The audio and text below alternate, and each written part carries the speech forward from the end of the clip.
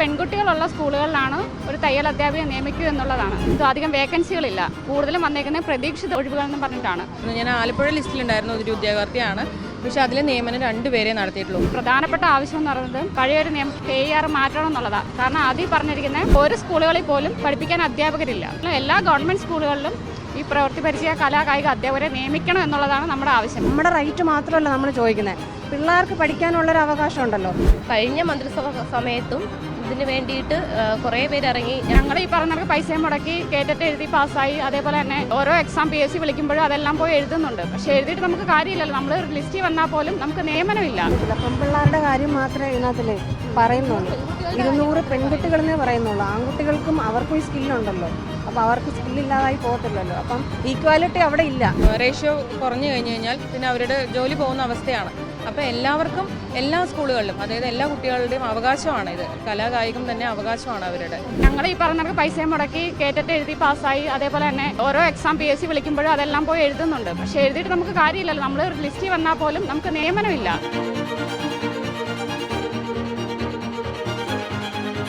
നമസ്കാരം. സെക്രട്ടേറിയറ്റിന് മുൻപിൽ PSC റാങ്ക് പട്ടികയിൽ വന്ന ഉദ്യോഗാർത്ഥികളുടെ സമരം ഓരോ ദിവസം കൂടുന്തോറും വർദ്ധിച്ചുകൊണ്ടിരിക്കുകയാണ്. അതായത് മറ്റൊരു റാങ്ക് ലിസ്റ്റിൽ ഉൾപ്പെട്ടിരിക്കുന്ന ഉദ്യോഗാർത്ഥികൾ കൂടി നിലവിലിപ്പോൾ സെക്രട്ടേറിയറ്റിന് മുൻപിലേക്ക് എത്തിയിരിക്കുന്നു. അതായത് കലാകായിക പ്രവൃത്തി പരിചയ PSC റാങ്ക് ഹോൾഡേഴ്സാണ് നിലവിലിപ്പോൾ സെക്രട്ടേറിയറ്റിന് മുൻപിലേക്ക് വലിയ സമരവുമായി രംഗത്ത് വന്നിരിക്കുന്നത്.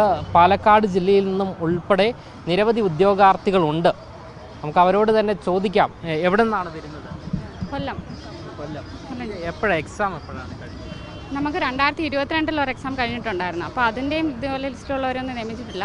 അത് മാത്രമല്ല, നമുക്കിപ്പോൾ ഇനി അടുത്തടുത്ത എക്സാമുകൾ അവർ 6 ജില്ലയിലേക്ക് വിളിച്ചിട്ടുണ്ട് സ്വിമ്മിംഗ് ടീച്ചറിൻ്റെ.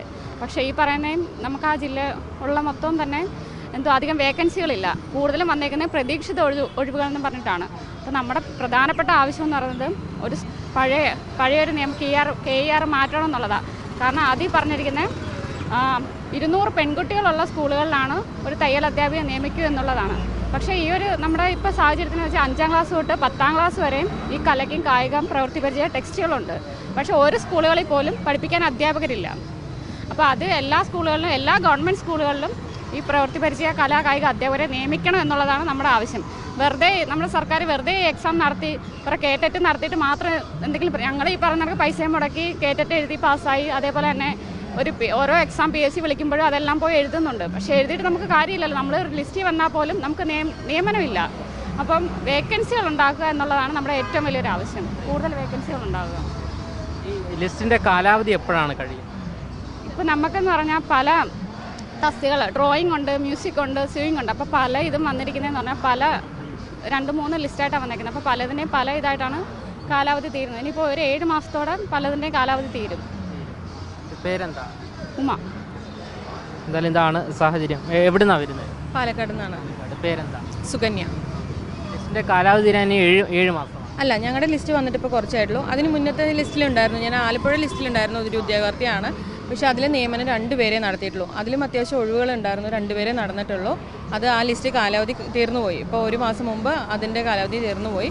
ഇപ്പോൾ വന്നിട്ട് ഒരു 2 മാസമായിട്ടുള്ളൂ ഞങ്ങളുടെ ലിസ്റ്റ് വന്നിട്ട്. അതിൽ നിന്ന് നിയമനം ഇപ്പോൾ 7 പേർക്ക് വന്നിരുന്നു. അഡ്വൈസ് വന്നിട്ടുണ്ട്, അപ്പോയിൻമെൻ്റ് ആയി. ഇനിയുണ്ട്, വേക്കൻസികളുണ്ട്. പിന്നെ പാലക്കാട് ജില്ല എന്ന് പറയുമ്പോൾ ഏറ്റവും വലിയ ജില്ലയായിരുന്നു. പിന്നെ അതിൽ ഒരുപാട് സ്കൂളുകളുണ്ട്. അധ്യാപകരെ നിയമിക്കുന്നതിൻ്റെ വ്യത്യാസങ്ങളാണ്. ഇപ്പം ഞങ്ങൾക്ക് ആർട്ട് എഡ്യൂക്കേഷൻ്റെ ഒരു ടെക്സ്റ്റ് ഉണ്ട്. ഞാൻ ഡ്രോയിങ് ടീച്ചറാണ്. ആർട്ട് എഡ്യൂക്കേഷൻ്റെ ടെക്സ്റ്റ് ഉണ്ട്. ആ ടെക്സ്റ്റിൽ നമുക്ക് എന്തൊക്കെ വിഷയങ്ങൾ വരുന്നുണ്ട്? 5 തരം ആണ്. മ്യൂസിക് ഉണ്ട്, ഡ്രോയിങ് ഉണ്ട്, പിന്നെ സിനിമയുണ്ട്, ഡ്രാമയുണ്ട്, ഡാൻസ് ഉണ്ട്. ഇത് മുഴുവൻ അവിടെ പഠിപ്പിക്കുന്ന മ്യൂസിക് അധ്യാപകനാണെങ്കിൽ മ്യൂസിക് അധ്യാപകൻ പഠിപ്പിക്കണം. അപ്പോൾ ഞാൻ ഡ്രോയിങ് ടീച്ചറാണ്, ഞാനാണ് പഠിപ്പിക്കുന്നത്. അപ്പോൾ നമ്മൾ ഈ കുട്ടികൾക്ക് സാധാരണ പാഠ്യേതര പദ്ധതികൾ മാത്രമാണോ പഠിക്കേണ്ടത്? കലാകായികം അവർ ടെക്സ്റ്റ് ബുക്ക് ഇറക്കിയത് കൊണ്ടല്ല, കാരണം ആ കുട്ടികൾ കലാകായികം പഠിച്ചു വരണം, എല്ലാ മക്കളും. ഇപ്പോഴത്തെ ഒരു ജനറേഷൻ്റെ അവരുടെ ഫോൺ ഉപയോഗങ്ങളും അവരുടെ ഈ ദുരുപയോഗത്തിലൂടെ പോകുന്നതൊക്കെ മാറ്റാൻ പറ്റുന്ന ഒരു ഏറ്റവും വലിയ കാര്യം തന്നെയാണ് കലാകായികം. അതാണ് ഞങ്ങൾക്ക് ആദ്യം പറയാനില്ല. പിന്നെ ഈ റേഷ്യോ അനുപാതം എന്തായാലും അത് ഒന്ന് മാറ്റി തരണം. KER 1958 ഈ KERൻ്റെ ആ നിയമം ഒന്ന് മാറ്റിയിട്ട് ഇപ്പോൾ എല്ലാ സ്കൂളുകളിലും എല്ലാ അധ്യാപകരെയും കലാകായികം അങ്ങനെ വ്യത്യാസമില്ലാതെ നിയമിക്കണം എന്നാണ് ഞങ്ങളുടെ അവകാശം. എവിടെ നിന്നാണ് വരുന്നത്? ഞാൻ കഴക്കൂട്ടത്തു നിന്നാണ് വരുന്നത്. എൻ്റെ ബിന്ദു എന്നാണ്. ഞാൻ സൂയിങ്ങിൻ്റെ ലിസ്റ്റിൽ ഉള്ളതാണ്. ട്രിവാൻഡ്രത്തിലാണ്. അപ്പോൾ ഇതിനകത്ത് ഈ സൂയിങ് എന്ന് പറയുമ്പോൾ തന്നെ ഇതിനകത്ത് വർക്ക് എഡ്യൂക്കേഷനകത്ത് ആർട്ടും നമ്മൾ ഇതിനകത്ത് എല്ലാം വരുന്നുണ്ട്. ക്രാഫ്റ്റ് ഉൾപ്പെടെ നമ്മൾ ഇതിനകത്ത് പഠിപ്പിക്കുന്നുണ്ട്. ഇതിനകത്ത് സ്കിൽ നമ്മുടെ റൈറ്റ് മാത്രമല്ല നമ്മൾ ചോദിക്കുന്നത്, പിള്ളേർക്ക് പഠിക്കാനുള്ളൊരു അവകാശം ഉണ്ടല്ലോ. സ്കിൽ ഡെവലപ്മെൻറ്റ് പ്രോജക്റ്റ് എന്ന് പറഞ്ഞ ഒരുപാടുണ്ട്. ഈ പ്രധാനമന്ത്രിയുടെ തന്നെ കൗശൽ വികാസ് യോജന എന്ന് പറഞ്ഞ ഒരു ഇതുണ്ട്, സ്കീമുണ്ട്. അത് തന്നെ സ്കിൽ ഡെവലപ്മെൻ്റ് ആണ്. സ്കില്ലെന്ന് പറഞ്ഞാൽ നമ്മൾ പ്രാക്ടീസ് ചെയ്യുന്തോറും അത് ഡെവലപ്മെൻ്റായി വരുന്ന സാധനമാണ്. അപ്പോൾ അതിനെ തിയോറിറ്റിക്കലി അല്ലാതെ തന്നെ തിയോറിറ്റിക്കലി ബുക്കും ഉണ്ട് ഇവർക്ക് പഠിക്കുന്നത്. അപ്പം ഈ വേക്കൻസി ഇത് എടുക്കാത്തത് കാരണം നല്ല വേക്കൻസി ഇനി ക്രിയേറ്റ് ആവത്തുള്ളൂ. അത് മാത്രമല്ല ഈ എക്സാം റീസെൻ്റായിട്ട് അവർ കണ്ടക്ട് ചെയ്യുന്നുണ്ട്. ലിസ്റ്റിലിപ്പോൾ നമ്മളുണ്ടല്ലോ. വീണ്ടും നെക്സ്റ്റ് എക്സാം എന്ന് പറയുമ്പം വേക്കൻസി ഉണ്ടെന്നല്ലേ അതിൻ്റെ അർത്ഥം. അപ്പോൾ പിള്ളേർക്ക് അതായത് നമ്മൾ എക്സാം എഴുതി നമ്മൾ ലിസ്റ്റിൽ വന്നവരാണ്. അപ്പോൾ ഇനി പഠിക്കാനുള്ളവർക്ക് അതൊരു ഇൻസ്പിറേഷനാണ്. നമ്മളിപ്പം ജോലി ഇല്ലാന്ന് നടക്കുമ്പോൾ അവർക്കും ഈ ഫീൽഡിലോട്ട് വരുന്നതേ പിള്ളേർക്കിപ്പം ജോലി ഇല്ല എന്നുള്ളൊരവസ്ഥ അവർക്ക് മാറി ചിന്തിക്കുക എന്നുള്ളതേ ഉള്ളൂ. അപ്പോൾ അത് നമ്മുടെ ഡെവലപ്മെൻറ്റിനാണ്, നമ്മുടെ ആവശ്യമാണ്, നമ്മുടെ അവകാശമാണ്. അതുപോലെ തന്നെ പിള്ളേരുടെ അവകാശമാണ്. ക്ലാസ് റൂമിനകത്ത് മാത്രം ഒതുങ്ങി അവരുടെ സ്കില്ല് വളർത്തണ്ടേ. അപ്പോൾ അതിന് വേണ്ടിയിട്ടുള്ളതും കൂടെയാണ് നമ്മൾ ചോദിക്കുന്നത്. അപ്പോൾ നമ്മളെ അത് പരിഗണിക്കണം എന്നാണ് നമുക്ക് സർക്കാരിനോട് പറയാനുള്ളത്. ഇനി ഈ ഒരു വിഷയത്തിൽ മന്ത്രിമാരെ മറ്റോ കണ്ടിരുന്നു? ഇതിൻ്റെ കഴിഞ്ഞ മന്ത്രിസഭ സമയത്തും ഇതിന് വേണ്ടിയിട്ട് കുറേ പേര് ഇറങ്ങി. ഞങ്ങളുടെ ഏറ്റവും വലിയ വിഷയം എന്ന് വെച്ചാൽ KERൻ്റെ അകത്ത് 200 പെൺകുട്ടികൾ വേണമെന്നുള്ളതുണ്ട്. ഇപ്പം ഞങ്ങളുടെ ഒരു 199 കുട്ടികളായാൽ പോലും പോസ്റ്റ് പോകും. ഇപ്പം നമ്മൾ ക്ലാസ്സിൽ പെൺകുട്ടികളെ മാത്രമല്ല പഠിപ്പിക്കുന്നത്, ആൺകുട്ടികളെയും കൂടെയാണ് പഠിപ്പിക്കുന്നത്. ഇപ്പം പല മേഖലകളായിട്ടാണ് പഠിപ്പിക്കാനുള്ളത്. വർക്ക് ഇൻ്റഗ്രേഷൻ്റെ അകത്ത് നമ്മൾ ഒരു ക്ലാസ്സിൽ പോയി എല്ലാ കുട്ടികളെയും പഠിപ്പിച്ചിട്ടും എന്തുകൊണ്ടാണ് ഇപ്പം ജെൻഡർ ഇക്വാലിറ്റിയുടെ പറയുന്ന കാലത്ത് എന്തുകൊണ്ടാണ് ഇങ്ങനെ എന്ന് ഞങ്ങൾക്കറിയില്ല. ഇത് ഞങ്ങൾക്ക് ഈ KERലൊന്ന് മാറ്റം വരുത്തി 200 പെൺകുട്ടികളെന്നുള്ളതൊന്ന് മാറ്റി 200 കുട്ടികളെന്നാക്കി തന്നാൽ വളരെ നല്ല കാര്യമായിരുന്നു. ഞങ്ങൾക്ക് കുറച്ചുകൂടി പോസ്റ്റിംഗ് നടക്കുകയും ചെയ്യും. ആൺപിള്ളേർക്കും അതിനകത്ത് പറഞ്ഞിട്ടില്ല, പെൺപിള്ളേരുടെ കാര്യം മാത്രമേ ഇതിനകത്തില്ലേ പറയുന്നുള്ളൂ. 200 പെൺകുട്ടികളെന്നേ പറയുന്നുള്ളൂ. ആൺകുട്ടികൾക്കും അവർക്കും ഈ സ്കില്ലുണ്ടല്ലോ. അപ്പോൾ അവർക്ക് സ്കില്ലില്ലാതായി പോകത്തില്ലല്ലോ. അപ്പം ഈക്വാലിറ്റി അവിടെ ഇല്ല. അതായത് അവിടെ ഒരു ജെൻഡർ ഈക്വാലിറ്റി ഇല്ല എന്നുള്ളതാണ് മെയിനായിട്ട് കൺസിഡർ ചെയ്യുന്നത്. ഈ തസ്തിക ഉണ്ടായിട്ടും നിയമിക്കാത്ത സാഹചര്യം ഉണ്ടോ? നിയമിക്കാത്തത് ഉണ്ടോയെന്ന് വെച്ച് കഴിഞ്ഞാൽ ഉണ്ട്. കാരണം ഇപ്പോൾ ഇത്രയും സ്കൂളുകളിൽ നമ്മുടെ കേരളത്തിൽ ഒരുപാട് UP സ്കൂളുകളാണ്, ഹൈസ്കൂളുകളാണെങ്കിലും ഉണ്ട്. ഇവിടെ എല്ലാവരും ഇപ്പോൾ എയ്ഡഡ് സ്കൂളുകളിൽ പൈസ കൊടുത്ത് കയറുന്നുണ്ട്. പക്ഷേ അവർക്കാണെങ്കിൽ ആ പോസ്റ്റ് ഇപ്പോൾ റേഷ്യോ കുറഞ്ഞു കഴിഞ്ഞ് കഴിഞ്ഞാൽ പിന്നെ അവരുടെ ജോലി പോകുന്ന അവസ്ഥയാണ്. അപ്പോൾ എല്ലാവർക്കും എല്ലാ സ്കൂളുകളിലും, അതായത് എല്ലാ കുട്ടികളുടെയും അവകാശമാണ് ഇത്. കലാകായികം തന്നെ അവകാശമാണ് അവരുടെ. അപ്പോൾ അത് ഞങ്ങൾക്ക് അഭ്യർത്ഥിക്കാനുള്ളത്, ഞങ്ങൾക്ക് ആ ഒരു ഇത് മാറ്റി തരണം. പഴയ ആ ഒരു എന്താ പറയുക, അവരുടെ ആ റേഷ്യോ കുറച്ച് തരിക. എല്ലാ കുട്ടികൾക്കും തുല്യമായിട്ട് പഠിക്കാനുള്ളൊരു അവകാശം ഉണ്ടാക്കി കൊടുക്കും. അതാണ് നിങ്ങൾ പറയും. ഞാൻ കൊല്ലത്തു നിന്നാണ് വരുന്നത്. എൻ്റെ പേര് സുമ. എനിക്ക് പറയാനുള്ളതെന്ന് വെച്ചാൽ ഞങ്ങൾക്കൊരു കഴിവുണ്ട്. ആ കഴിവ് വരും തലമുറയ്ക്ക് പകർന്നു കൊടുക്കാൻ ഞങ്ങൾക്ക് കഴിയുന്നില്ല. അതാണ് ഏറ്റവും വലിയൊരു വിഷമം എന്ന്. ഞങ്ങളുടെ ഒരു ജോലി എന്നതിലുപരി ഞങ്ങളുടെ കഴിവുകൾ മറ്റു കുഞ്ഞുങ്ങൾക്ക് പകർന്നു കൊടുക്കാൻ ഞങ്ങൾക്ക് കഴിയുന്നില്ല. ഞങ്ങൾ എല്ലാ വർഷവും ഒരു വർഷത്തിൽ 2 തവണ കേറ്ററ്റ് പരീക്ഷ എഴുതുന്നുണ്ട്. അതിൽ ഒരുപാട് കുട്ടികൾ പാസ്സായി വരുന്നുണ്ട്. പിന്നെ അതുപോലെ തന്നെ 3 വർഷം കൂടുമ്പോൾ ഈ തസ്തിക വിളിക്കുന്നുണ്ട്, റാങ്ക് ലിസ്റ്റ് ഇടുന്നുണ്ട്, എല്ലാം ചെയ്യുന്നുണ്ട്. പക്ഷേ അതിനകത്ത് ലിസ്റ്റിലൊരു പേര് എന്നത് മാത്രമല്ലാതെ അതിനപ്പുറത്തേക്ക് ഒന്നും നേടാൻ ഞങ്ങൾക്ക് കഴിയുന്നില്ല. കഴിഞ്ഞ സർക്കാരിൻ്റെ ഭരണകാലത്ത് ഞങ്ങൾ കുറേ നിവേദനങ്ങളൊക്കെ കൊടുത്തിട്ടുണ്ടായിരുന്നു, കൂട്ടത്തോടെ കൊടുത്തിട്ടുണ്ടായിരുന്നു. പക്ഷേ അതിലൊന്നും ആകാൻ കഴിഞ്ഞില്ല. ഇപ്പോൾ ഈ പുതിയ സർക്കാർ കയറിയപ്പോൾ ഞങ്ങൾ വളരെ ശുഭപ്രതീക്ഷയോടു കൂടിയാണ് ഇവിടെ വന്നിരിക്കുന്നത്. ഞങ്ങളുടെ ആവശ്യങ്ങളെല്ലാം അംഗീകരിക്കും, ഞങ്ങൾക്ക് നല്ലൊരു നേട്ടം ഉണ്ടാകും, അല്ലെങ്കിൽ ഞങ്ങൾ ആഗ്രഹിക്കുന്ന ഒരു തലത്തിലേക്ക് ഞങ്ങൾക്ക് ഉയരാൻ കഴിയും എന്നൊരു ശുഭപ്രതീക്ഷയോടു കൂടിയാണ് ഞങ്ങൾ ഈ സമരം വിഷയം അറിയിച്ചിട്ടുണ്ടായിരുന്നു. നോക്കാം. ഇല്ല ഞങ്ങൾക്ക് നോക്കാം എന്നുള്ളത് എന്ന് വെച്ചാൽ ഈ റേഷ്യോ 200 പെൺകുട്ടികൾ എന്നത് മാറ്റിയിട്ട് 200 ഞാൻ പഠിപ്പിക്കുന്ന വസ്ത്രകല, തയ്യൽ ടീച്ചറാണ് ഞാൻ പഠിച്ച കോഴ്സ്.